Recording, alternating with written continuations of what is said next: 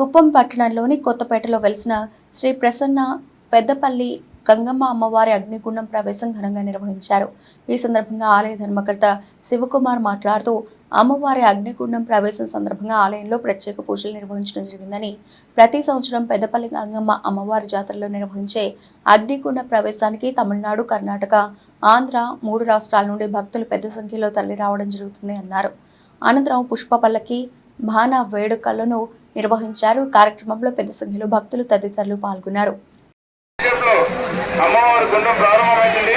దయచేసి భక్తాదులు ఎవరు దాచుకోకుండా అమ్మవారు దిగిన తర్వాత భక్తాదులు దిగాలని కోరడం అనేది. కుప్పం పోలీసు హెచ్చరిక, గమనున్నారు జాగ్రత్త, మీ ఆభరణాలు మీ పిల్లలు తల్లిదండ్రులు జాగ్రత్తగా ఉంచుకోవాలని కోరడం అనేది.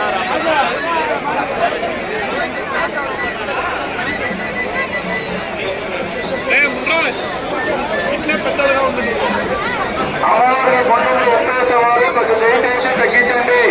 ఇంకా 60 సేపులో అమ్మవారి గుండం ప్రారంభమవుతుంది.